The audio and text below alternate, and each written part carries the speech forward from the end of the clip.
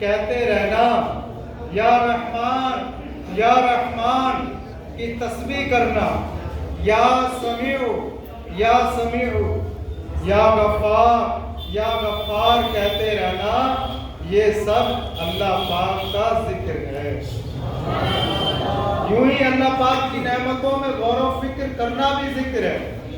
اللہ پاک نے دنیا بنائی، اس دنیا کے عجائبات کو دیکھنا، اس کے ذریعے اللہ پاک کی شان و عظمت اور قدرت سے متعلق غور کرنا، یہ آنکھوں کا ذکر ہے۔ ذکر اللہ سننا یہ کانوں کا ذکر ہے۔ دل سے اللہ پاک کی یاد میں مصروف رہنا دل کا ذکر ہے۔ نعت مصطفیٰ پڑھنا سننا بھی ذکر ہے۔ اللہ پاک کے محبوب بندوں کی باتیں کرنا، ان کا ذکر خیر سننا، ان کی سیرت پڑھنا، یہ بھی ذکر ہے۔ بلکہ علماء فرماتے ہیں عبادت کے لیے اللہ پاک کے دشمنوں کے احوال پڑھنا سننا بھی ذکر میں شامل ہے۔ حکیم الامت مفتی احمد یار خان رحمت اللہ تعالی علیہ فرماتے ہیں کہ ذکر بالواسطہ بھی ہوتا ہے اور بلا واسطہ بھی ہوتا ہے۔ اللہ پاک کی ذات اور صفات کا تذکرہ یا انہیں سوچنا بلا واسطہ ذکر اللہ ہے۔ اس کے محبوبوں کا محبت سے چرچا کرنا، اس کے دشمنوں کا برائی سے ذکر کرنا، سب بلا واسطہ اللہ پاک کا ذکر ہے۔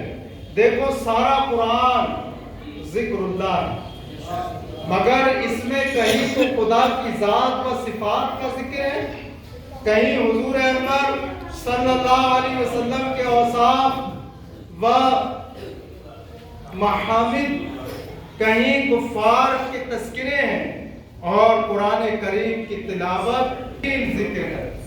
معلوم ہوا یہ سب باتیں ذکر اللہ میں شامل ہیں۔ آگے سنیے پیارے اور محترم اسلامی بھائیوں، یہ سب ذکر کی مفت ہے، لیکن حقیقت میں ذکر رفع غفلت کا نام ہے۔ ذکر کس کا نام ہے؟ غفلت کو دور کرنے کا نام ہے۔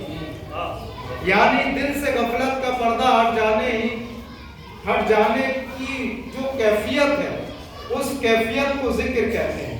امام ماستی رحمت اللہ تعالی علیہ سے سوال ہوا ذکر کسے کہتے ہیں؟ فرمایا غفلت کے میدان سے نکل جانے کا نام ذکر ہے۔ مثال کے طور پر ایک شخص کسی گناہ کے کام میں مصروف ہے، مثلا فلمیں ڈرامے دیکھ رہا ہے، اچانک اس کے دل میں خیال آتا ہے کہ عنقریب میں نے مرنا بھی ہے، اپنے مالک کریم رب العالمین کی بارگاہ میں حاضر بھی ہونا ہے۔ اس خیال سے وہ گناہ چھوڑ دیتا ہے۔ یہ ہے غفلت کے میدان سے نکلنا۔ اسی حالت و کیفیت کو ذکر کہا جاتا ہے۔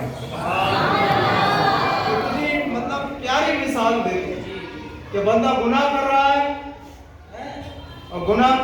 لیکن اچانک اسے یاد آئے، ارے یہ کیا ہو رہا ہے، میں گناہ کر رہا ہوں، مجھے تو مرنا بھی ہے، اس دنیا سے جانا بھی ہے، اور وہ اس غفلت سے باہر آ جائے تو فرماتے ہیں یہی ذکر ہے۔ سبحان اللہ۔ شیخ ابوالحسن نوری رحمت اللہ تعالی علیہ اللہ پاک کے نیک بندے اور ولی کامل ہیں۔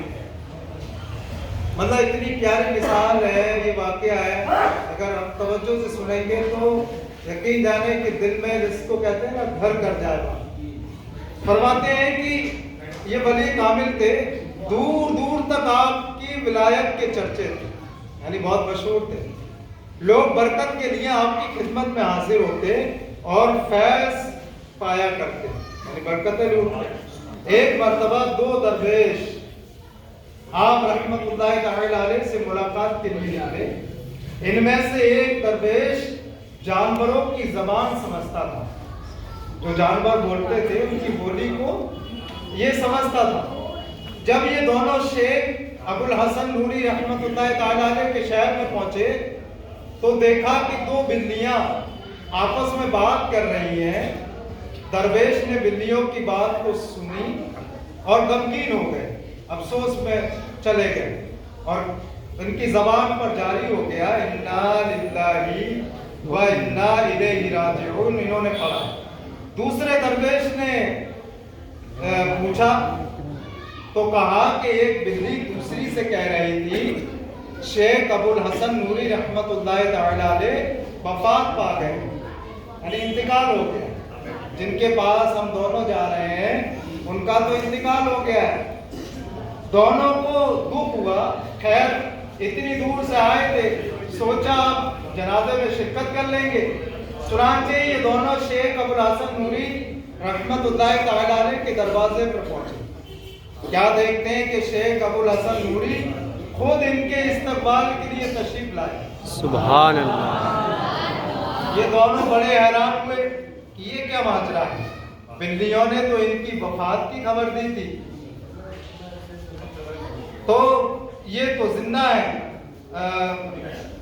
तो इस पर क्या हुआ? कहा कि ये तो जिंदा और सलामत है। शेख अबुल हसन नूरी रहमतुल्लाह तआला अलैह ने इनकी हैरानी देखी तो पूछा क्या बात है, आप हैरान क्यों हो रहे हैं? दरवेश ने बिल्ली की गुफ्तगू से मुताल्लिक बताया। शेख अबुल हसन नूरी रहमतुल्लाह तआला अलैह ने फरमाया कि बिल्लियों ने सच कहा है, बिल्लियों ने सच कहा है। मैं लम्हा भर के लिए जिक्रुल्लाह से गाफिल हो गया, थोड़ी देर के लिए अल्लाह के जिक्र से गाफिल हो गया था। बस उसी वक्त जमीन और आसमान में ये ऐलान कर दिया गया कि अबुल हसन वफात पा गए। जिन्नों और इंसानों के सिवा तमाम मखलूक ने आवाज सुनी। फिर फरमाया मुझ पर गफलत की कैफियत लम्हा भर के लिए आई थी। अल्हम्दुलिल्लाह मुझे दोबारा जिक्र की नेमत नसीब हो गई। सुभान अल्लाह।